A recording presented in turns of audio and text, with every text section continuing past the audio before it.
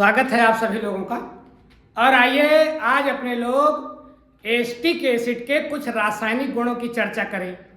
Acetic acid मतलब अगर उसमें पानी मिला दें एस्टिक एसिड में तो क्या बन जाता है? सिरका, जो खाने का स्वाद बढ़ा देता है।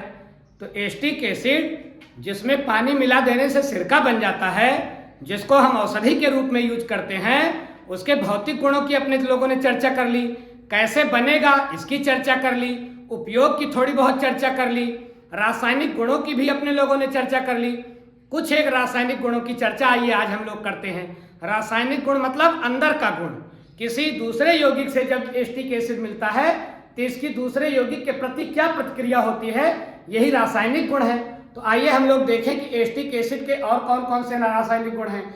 तो आज अपने लोग एस्टिक एसिड के दो रासायनिक गुणों की चर्चा करेंगे, एक तो बी कार्बो ऑक्सीकरण और दूसरा हैलोजनीकरण। आइए देखें कि एस्टिक एसिड का बी कार्बो ऑक्सीकरण कैसे होता है। तो बी कार्बो ऑक्सीकरण, ये रिएक्शन देखें हम लोग। बी कार्बो ऑक्सीकरण, बी कार्बो ऑक्सीकरण का भैया आशय क्या होता है पहले तो अपने लोग ये जान लें। किसी भी कार्बो ऑक्सीलिक एसिड से CO2 का निकल जाना ही बी कार्बो ऑक्सीकरण रिएक्शन है। किसी भी कार्बो ऑक्सीलिक मतलब COOH, किसी भी कार्बो ऑक्सीलिक एसिड से जब किसी भी हाइड्रोकार्बन में COOH जुड़ा रहेगा तो कैसा एसिड होगा? कार्बो ऑक्सीलिक एसिड होगा। तो इसी कार्बो ऑक्सीलिक एसिड से CO2 निकल जाए, मतलब ये C और O2, एक O दो O2, अगर ये O निकल जाए C निकल जाए मतलब CO2 निकल जाए, तो ये रिएक्शन भैया क्या कहलाएगा? ये रिएक्शन कहलाएगा बी कार्बो ऑक्सीकरण। तो अगर आपसे पूछा जाए कि बी कार्बो ऑक्सीकरण क्या है, तो कार्बो ऑक्सीलिक एसिड से CO2 का निकल जाना ही बी कार्बो ऑक्सीकरण है। कार्बो ऑक्सीलिक एसिड से कार्बन डाइऑक्साइड का निकल जाना ही बी कार्बो ऑक्सीकरण है। तो आइए देखें एस्टिक एसिड में बी कार्बो ऑक्सीकरण कैसे होता है। तो एस्टिक एसिड जिसका सूत्र क्या है? CH3COOH, ये क्या है? ये है एस्टिक एसिड और COOH जुड़ा है, इसका मतलब एक कार्बो ऑक्सीलिक एसिड है। अब इससे क्या निकलवा दिया जाए तो बी कार्बो ऑक्सीकरण हो जाएगा। CO2 निकलवा दिया जाए तो समझिए हो जाएगा।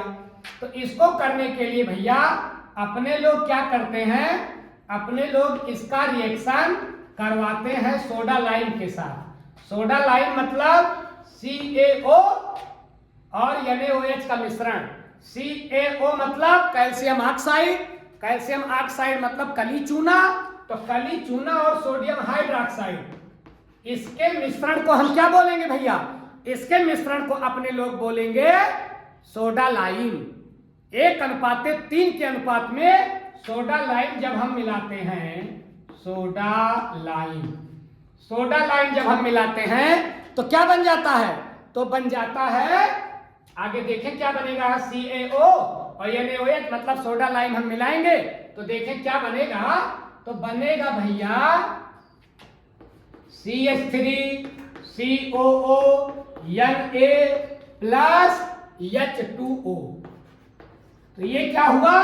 CH3COO Na, ये कहलाएगा सोडियम एसीटेट। इसको अपने लोगों ने खूब पढ़ा है, ये हो गया सोडियम एसीटेट। अब ये रिएक्शन अभी CO2 तो हटा नहीं, अगर CO2 हट जाए तो बी कार्बो ऑक्सीकरण हो जाए, तो अभी CO2 को अपने लोगों को हटाना है।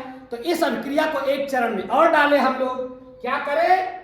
CH3COO Na मतलब एसिटिक एसिड, यही ला लें यहाँ CH3COO Na, और इसका रिएक्शन फिर करवा दें NaOH सोडियम हाइड्रोक्साइड और वही CaO मतलब सोडा लाइम के साथ।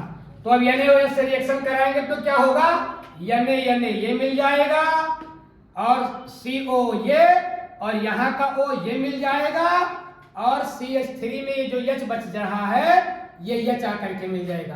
तो CH3 में H जुड़ेगा तो बताओ भैया क्या बन जाएगा?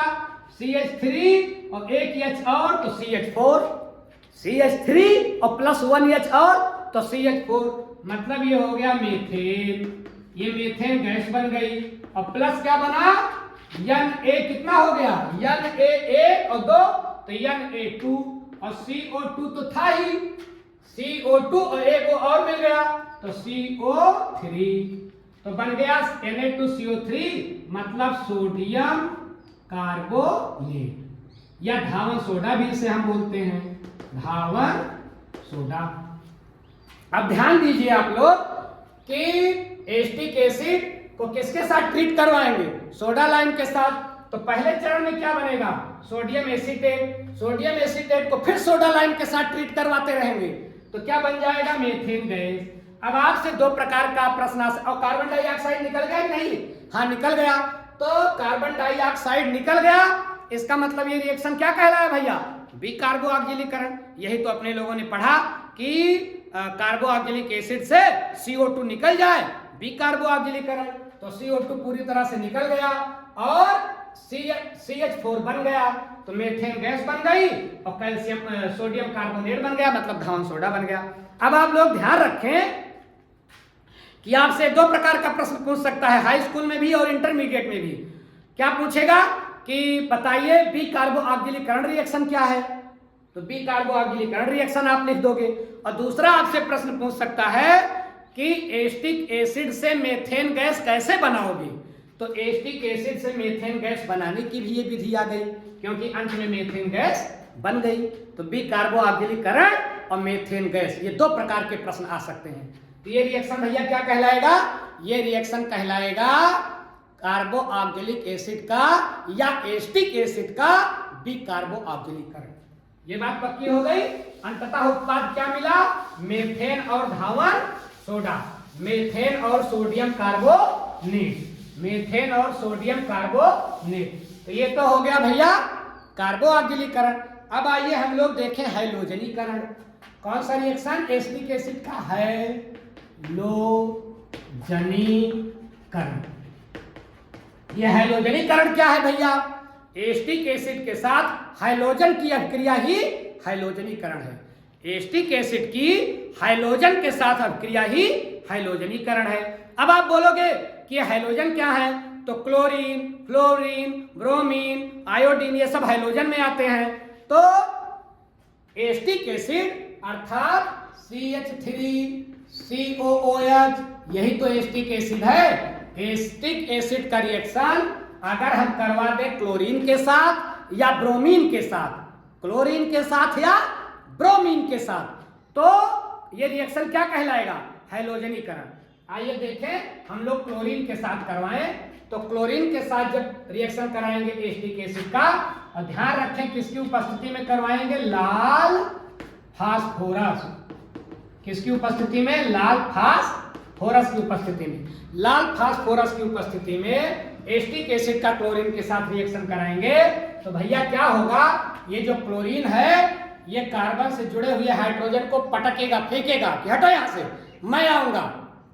कार्बन मेरा आपसे ज्यादा जिगरी दोस्त है, तो क्लोरीन इसको पटकेगा तो क्या होगा? हाइड्रोजन बाहर जाएगा। जरा ध्यान रखें, तो CH3 था, एक हाइड्रोजन हट गया तो बच गया CH2Cl COOH प्लस HCl।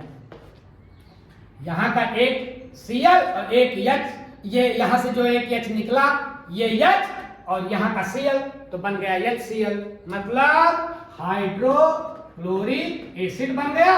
और ये क्या बन गया? ये बन गया मोनोक्लोरो। क्यों? क्योंकि केमिस्ट्री में एक को मोनो बोलते हैं और Cl क्लोरो, तो एक क्लोरो है एक क्लोरीन है, इसलिए मोनोक्लोरो एसिटिक एसिड। ये क्या बन गया? Monochloro acetic acid, monochloro acetic acid. भैया लेकिन ध्यान रखना आप लोग, यह क्रिया तब तक चलेगी जब तक कि क्लोरीन पूरी तरह से हाइड्रोजन का सफाया नहीं कर देता। कार्बन से जुड़े हुए जितने हाइड्रोजन हैं सबका सफाया करेगा। तो आइए देखें पहले चरण में क्या बन गया, मोनोक्लोरो एस्टिक एसिड। अब ये जो CH2 है, Cl है, COH है, मतलब मोनोक्लोरो एस्टिक एसिड। इसका रिएक्शन फिर Cl से कराएं तो क्या होगा, वही लाल फास्फोरस की उपस्थिति में लाल फास्फोरस यहां भी होगा, लाल फास्फोरस। तो अब बताइए क्या होगा, अब भैया बन जाएगा, फिर ये क्लोरीन एक हाइड्रोजन को और निकाल बाहर करेगा, तो CH2 था, अब एक ही बचेगा, एक H और निकल जाएगा, और Cl एक था, एक Cl और आ गया, तो Cl2 COOH और प्लस HCl। अब बताइए क्या बन गया, तो ये था एक क्लोरीन तो मोनोक्लोरो, अब दो क्लोरीन हो गया तो डाई क्लोरो एस्टिक एसिड। क्या बन गया, डाई क्लोरो एस्टिक एसिड, और यह Cl बन गया हाइड्रोक्लोरिक एसिड। अब ध्यान रखें, क्या कार्बन से जुड़े हुए सारे हाइड्रोजन हटा दिए गए, नहीं, अभी एक हाइड्रोजन बचा है, इसका मतलब यह क्रिया अभी और आगे चलेगी। कब तक चलेगी, जब तक सारे हाइड्रोजन को कार्बन निकाल करके, ये सारे हाइड्रोजन को क्लोरीन निकाल करके फेंक नहीं देगा। आगे देखें, CH Cl2 COOH मतलब डाई क्लोरो एस्टिक एसिड। इसके साथ Cl का फिर रिएक्शन कराएं और लाल फास्फोरस के साथ, मतलब यह क्रिया लगातार चलती रहेगी, फास्फोरस, तो बेटा क्या बनेगा, फिर बन जाएगा, एक हाइड्रोजन बचा है, क्लोरीन इसको भी पटक देगा उठा करके, पूरी तरह से यहां इसको खत्म करेगा।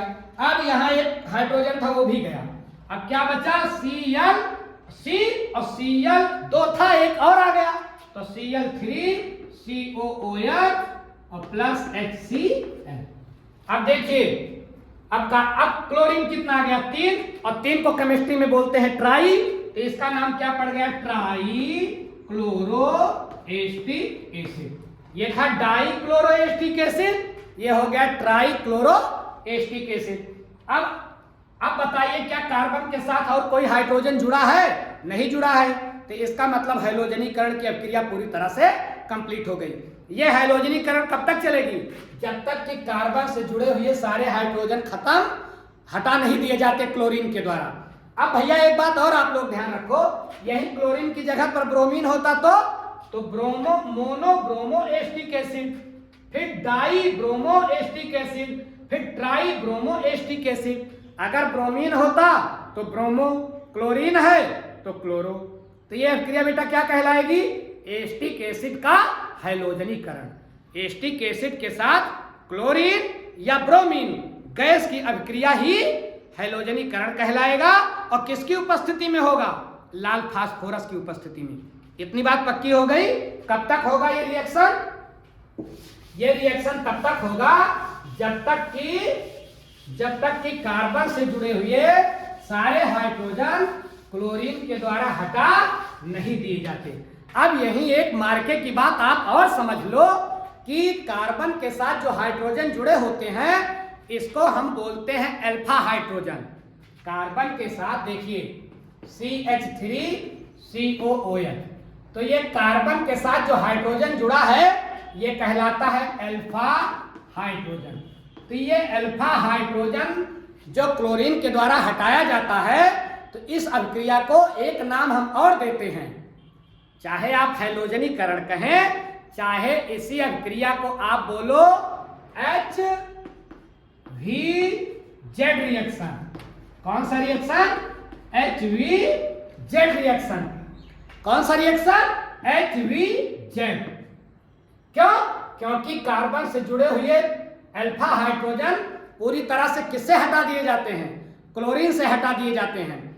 इसलिए इस रिएक्शन को बोलते हैं HVZ, या इसी को हम बोलते हैं, HVZ तो शॉर्ट फॉर्म है, इसी को हम बोलते हैं हेल्होल्ट्ज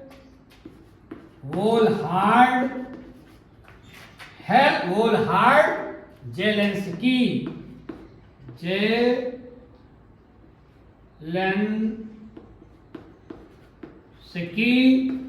रिएक्शन।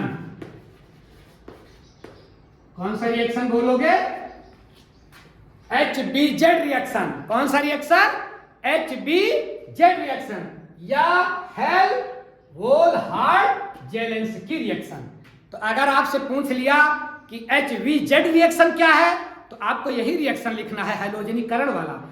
अगर आपसे पूछ लिया कि HBZ क्या है या हेल्होल्ट्ज-जेलेंस्की रिएक्शन क्या है तो घबराना बिल्कुल नहीं है। क्या है? वही एसिटिक एसिड का हैलोजनीकरण। तो हैलोजनीकरण ही कहलाता है HBZ रिएक्शन, हेल्होल्ट्ज-जेलेंस्की रिएक्शन। तो मुझे पूरा भरोसा है कि ये जो एसिटिक एसिड के दो रिएक्शन हम लोगों ने पढ़े, हैलोजनीकरण और कार्बोऑक्सीकरण, ये आप समझ गए होंगे। एसिटिक एसिड के कुछ और रासायनिक गुणों के साथ नेक्स्ट वीडियो में हम मिलेंगे।